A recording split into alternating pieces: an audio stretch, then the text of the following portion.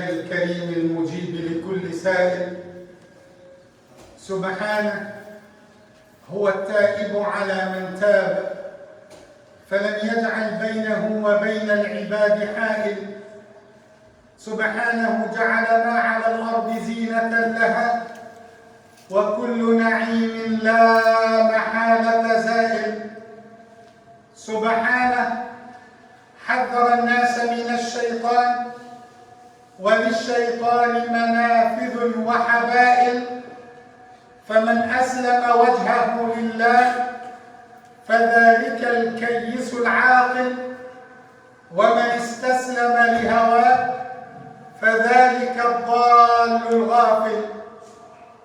نحمده تبارك وتعالى على كل حال وواقع، ونسأله أن يحفظ علينا العقول والأبصار والمسامع.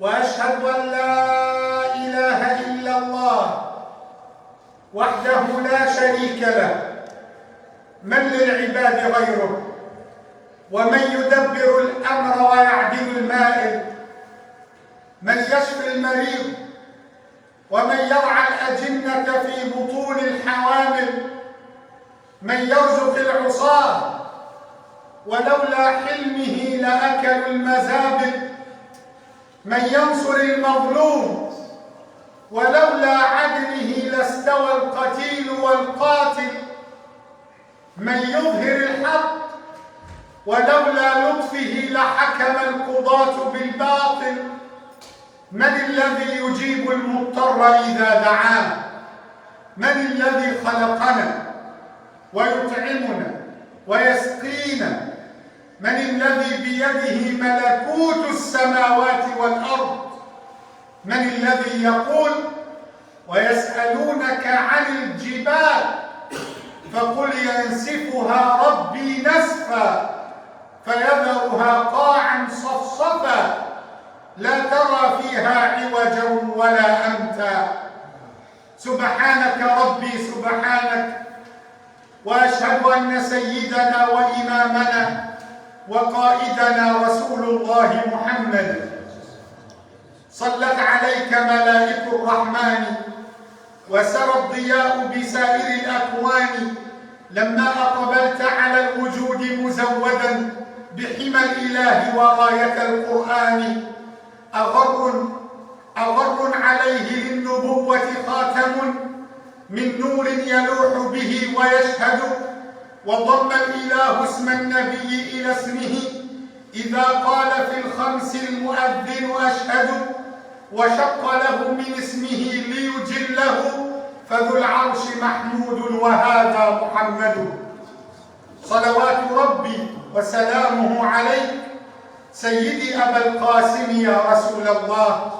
ثم أما بعد، فإن أصدق الحديث كلام الله تعالى، وخير الهدي هدي محمد صلى الله عليه وسلم، وشر الأمور محدثاتها، وكل محدثة بدعة، وكل بدعة ضلالة، وكل ضلالة في النار.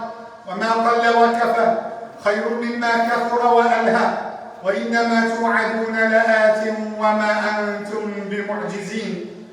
أهلا ومرحبا بكم في بيت من بيوت الله، حياكم الله يا من تركتم بيوتكم وأموالكم وجئتم هنا في بيت من بيوت الله لتلقي فيوضات الرحمن. وإن فيوضات الرحمن لا تتلقى إلا إذا حيت القلوب بعد مواتها. وتأملوا قول باريكم في حق أقوام ذاقوا الموت على صورة غير التي نعهدها، فقال تعالى: أومن كان ميتا فأحييناه وجعلنا له نورا يمشي به في الناس.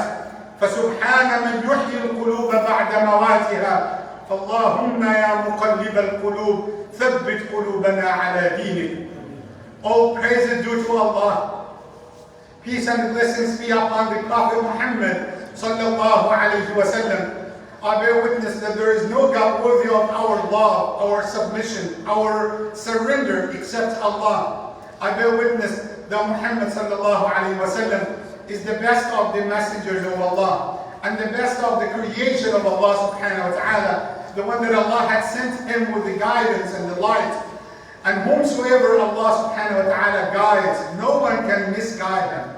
And whomsoever turns away from the way of Allah, no one could bring him back to the guidance except Allah subhanahu wa ta'ala. My brothers and sisters, it is a great time that we try to come together for the sake of Allah subhanahu wa ta'ala and spend these moments trying to reflect upon what makes us better Muslims and what makes us in a good life and in a good connection with Allah subhanahu wa ta'ala. And actually, in this short time, because it's the main meeting throughout the entire week, the Muslims try to come together all over the world. Every Jumu'ah, they try to study, they try to analyze the verses of the Quran. They try to comprehend what Allah subhanahu wa ta'ala had mentioned in the Quran. And actually, they try to get also the teachings of the Prophet Muhammad sallallahu alaihi wasallam through the light of the Quran and the light of the Sunnah. We cannot be good Muslims unless we follow the direction of the Quran and the Sunnah of Rasulullah. And that Rasulullah sallallahu alaihi wasallam elaborated that point in the hadith when he said, I have left for you two things that as long as you stick with, as long as you connect yourself to, you wouldn't ever get astray. You wouldn't ever be astray or lose your direction. And one of the things that I want to talk today about, it's just one statement, one amazing dua. That dua could change your life.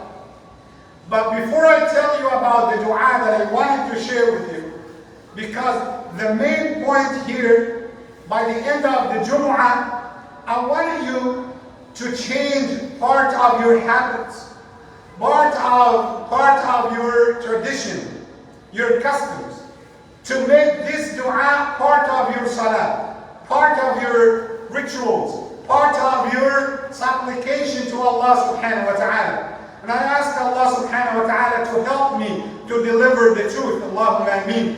And I start by saying the dua of Musa alayhi salam, Rabbi shrah li sadri wa yassir li amri wahlul 'uqdatan min lisani yafqahu qawli.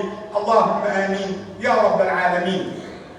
When we talk about the du'as, if you analyze and study as a student of knowledge, the significance of the dua, you will find two lines are going together.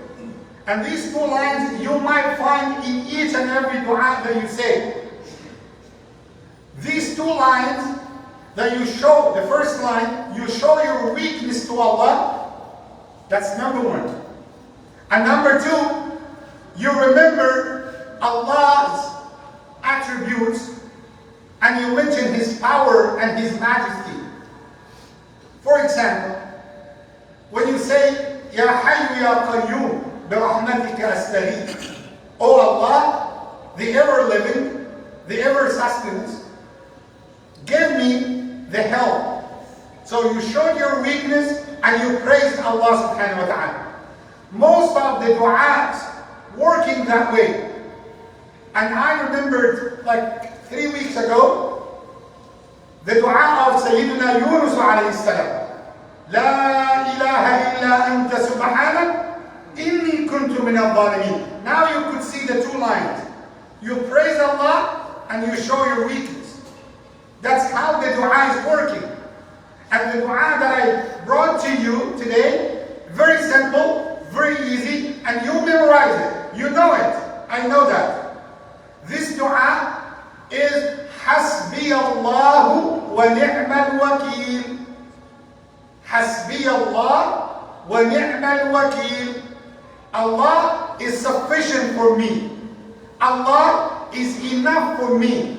And He is the most and He is the best disposer of my affairs.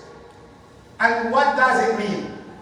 And when we need to use that dua, what are the virtues of saying this dua? What are the benefits when you say that dua? Hasbi Allahu wa ni'mal wakil. And there is a misconception, a mainstream of misunderstanding for this dua, that most of people think that we say this dua only when we get angry at somebody. When you get angry at someone, that's one of the misconceptions about this dua. That we say, Hasbi Allah wa ni'mal wakil. And let me remind you of the Quranic verse. When Allah subhanahu wa ta'ala mentioned the story of the Muslims. And this verse was revealed after the Battle of Uhud. You know, the Battle of Uhud, it was trauma. It was a calamity. Muslims got defeated for the first time. And lots of Muslims have been killed in the battlefield. And lots of Muslims got wounded in the battlefield. And during that time, just after, right after the battle itself, when Muslims tried to gather themselves, Rasulullah himself, sallallahu alayhi wasallam, got hurt. His front teeth was broken, sallallahu alayhi wasallam. And his cheek got bleeded. He got wound in his face, sallallahu alayhi wasallam.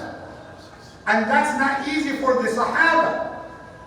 At that time, it was so desperate. It was so lots of depression in the Muslim community. They got the news that the disbelievers didn't want to give them time to gather themselves. So the disbelievers started to gather another army to fight Muslims. They didn't want to give them time to heal their wounds. And at that time, the hypocrites came to talk with the Muslims, with the Rasulullah, with the companions. And they started to let them feel scary. They wanted to terrify them. And they told them, you know what? Abu Sufyan and the leaders of Quraysh right now, they are gathering each and every one to come and fight you back. And you should fear them. They wanted the Muslims not to fear Allah, but they wanted them to fear Abu Sufyan and his group. Then this verse was revealed. I'm telling you the context. So you are in the middle of the environment. So you can picture this in your mind, what happened. Allah said in Surah Al-Imran, chapter 3, when Allah subhanahu wa ta'ala said, الَّذِينَ قَالَ لَهُمُ النَّاسُ إِنَّ النَّاسَ قَدْ جَمَعُوا لَكُمْ فَاخْشَوْهُمْ فَزَادَهُمْ إِيمَانًا وَقَالُوا حَسْبُنَا اللَّهُ وَنِعْمَ الْوَكِيلُ. And those who came to the Muslims and they said to them, they gathered everything to come and fight with you, then you should fear them. At that time, their statements increased them in Iman. Increased their Iman, and then they said, حَسْبُنَا اللَّهُ وَنِعْمَ الْوَكِيلُ. They said, Allah is sufficient for us. Allah is enough for us. And He is the one who will take care of our affairs. You as a Muslim, you wanted to say that in your salah. Hasbi Allah wa ni'mal wakil.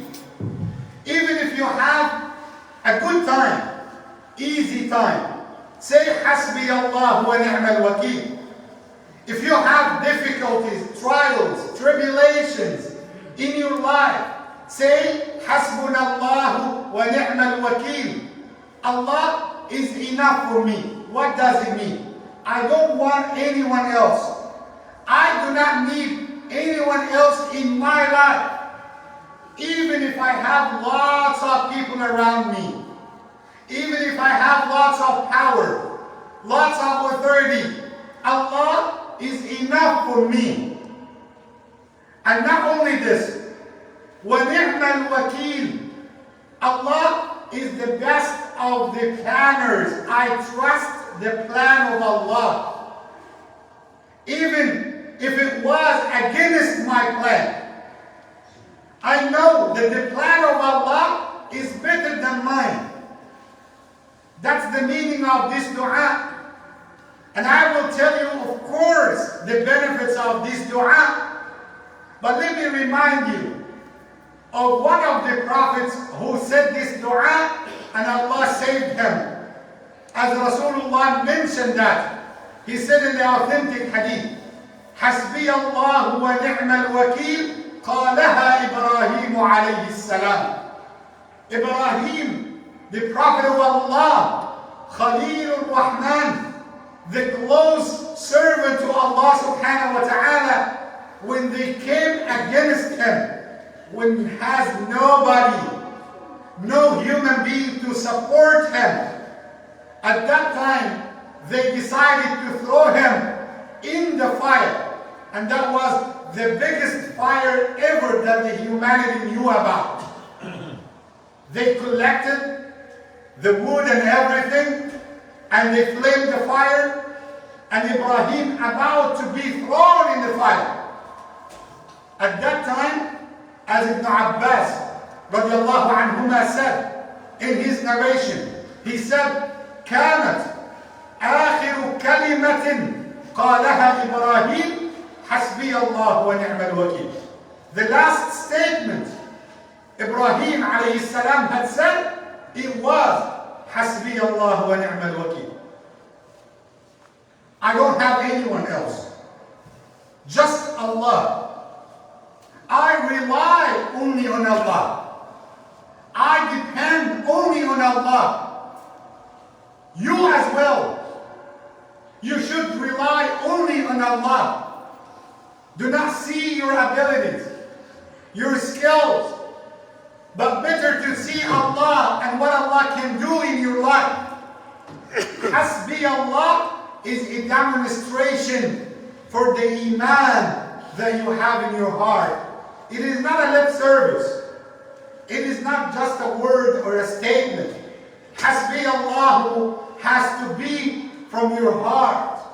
It has to come out of your mouth with sincerity.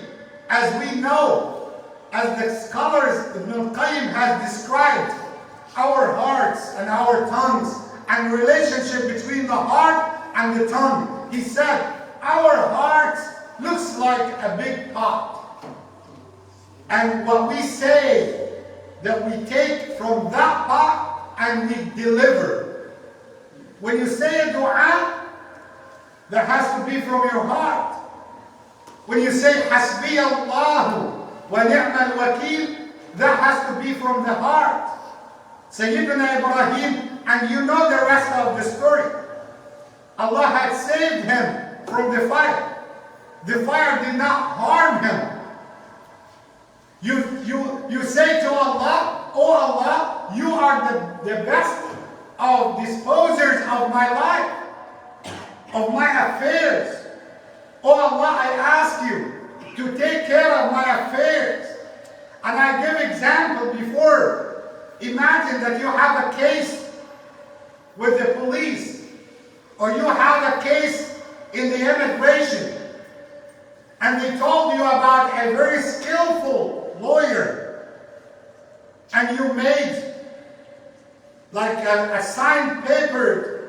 You signed paper for the lawyer to take care of your case. What your relatives will say to you.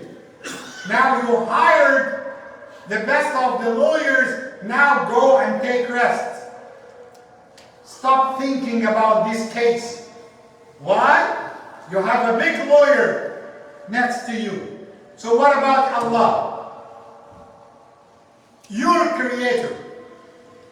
So when you have a certain issue and you say Hasbi Allah wa ni'mal wakil, do not follow this with worry, anxiety, and being so hesitate about the power of Allah. Do not doubt His power. Say the dua while you have the full confidence in Allah's power. Place your trust in Allah. This is Allah, Rabbul Alameen.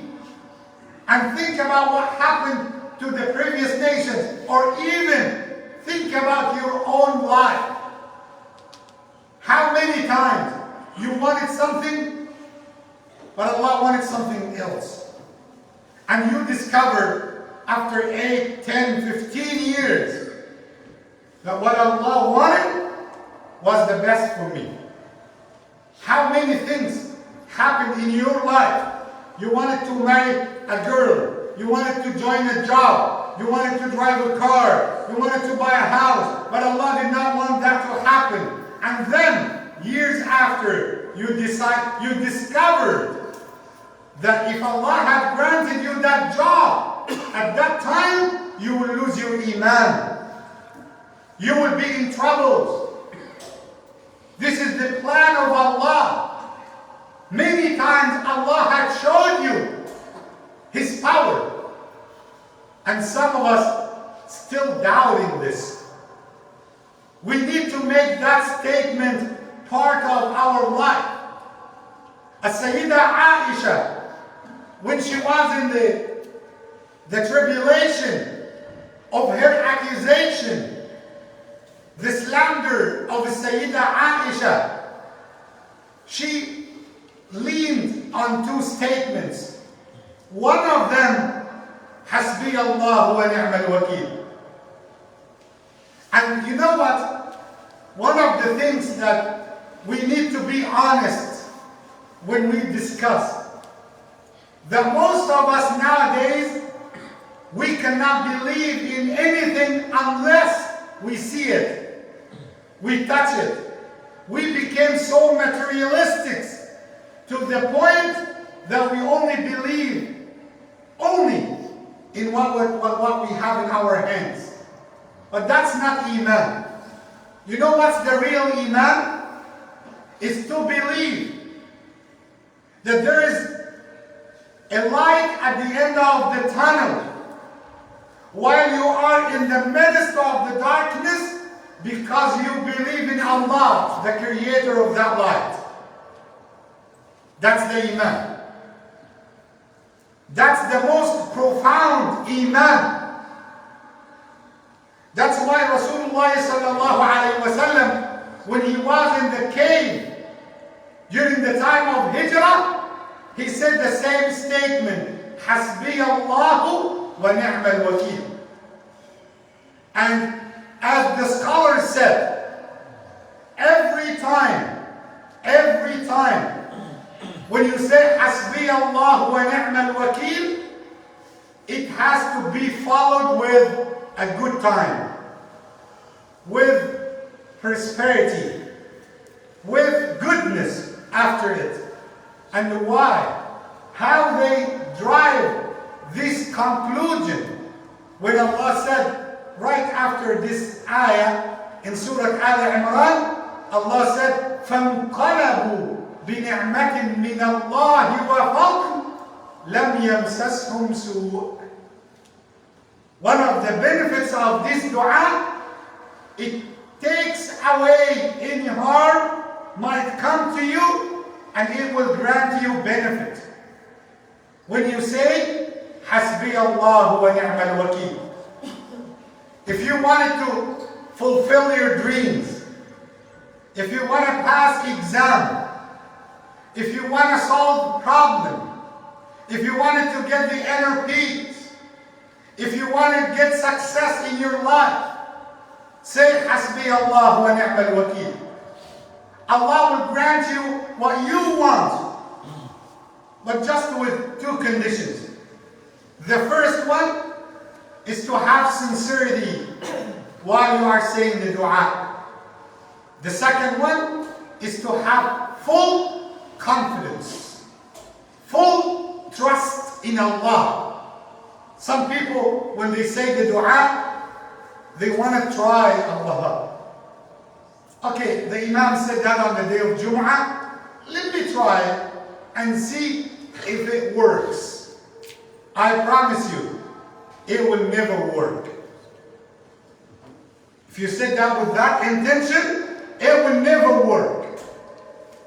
If you set it with the intention that you want to try with Allah, and let me give you an example.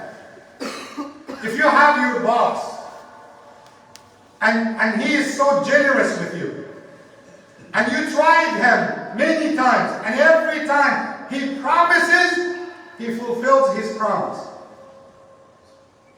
Do you think that you might have any doubt in him if he told you, you know what, tomorrow I'm going to give you 5 grand? Would you doubt this? No. You will sleep and dream of the 5,000. Not only this, your wife will be next to you planning, okay, the 5,000 is now in the bank. Let's see what we are going to buy, right? That's with your manager. He might die in the morning before he gives you the check. What about Allah, the one who created you and the manager? That's why when you say any dua, say it with fulfill these 2 conditions first. Sincerity and full confidence in Allah's word, in Allah's plan. May Allah subhanahu wa ta'ala guide us to the right path. And may Allah subhanahu wa ta'ala facilitate our affairs. Allahumma ameen. أقول قولي هذا وأستغفر الله العلي العظيم لي ولكم.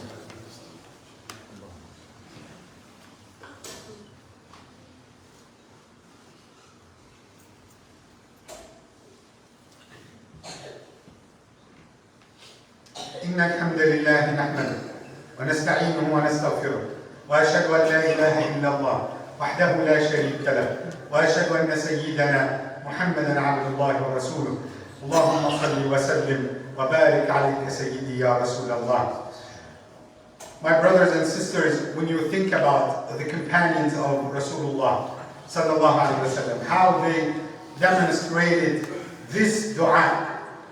One of the narrations that Abu Darda had said, that whoever said this statement every day, 7 times in the morning, 7 times in the evening, except that Allah subhanahu wa ta'ala will take care of his affairs. Allah will fix your life.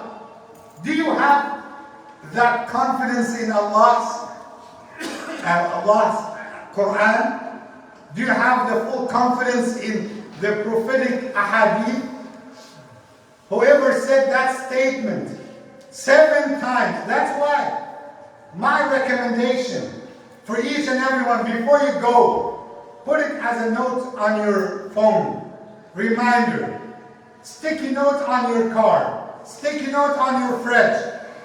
Say that statement 7 times, make it as a reminder, 7 times. Hasbi Allah. Allah is my sufficient. Allah is enough for me. La ilaha illa huwa. There is no God but Him, subhanahu wa ta'ala. Alayhi tawakkalt. I placed my trust on Him. Wa huwa rabbul arsh al-azim. And He is the Lord of the mighty throne. This is Allah. This is the dua. حسبي الله لا إله إلا هو عليه توكلت وهو رب العرش العظيم. I know, I understand that each one of you has his own story of struggling in this life. Yes, no one 100% has easy, peaceful life. If somebody has money, he is struggling with the health condition. If somebody has no money, he has something good else. That's why always I advise people when they talk about, you know, Imam, I went to visit somebody and mashallah, he has a big palace. Allahu Akbar. Yes. So what do you think, brother? wow, I dreamed to get that palace. Okay, hold on. Do you know that brother that you visited his palace? I swear by Allah, if you visited him and you lived his life, in some cases, you would ask Allah, oh Allah, do not give me that palace. And you would be content with the little room that you are renting. Do you accept that palace? But at the same time, you have a child who is disabled? Do you accept that palace? And you have a wife that she is not righteous, she is not good? Do you accept that palace and you do not have the inner peace? Do you accept that palace but you cannot eat, you cannot live, and or you might have a cancer?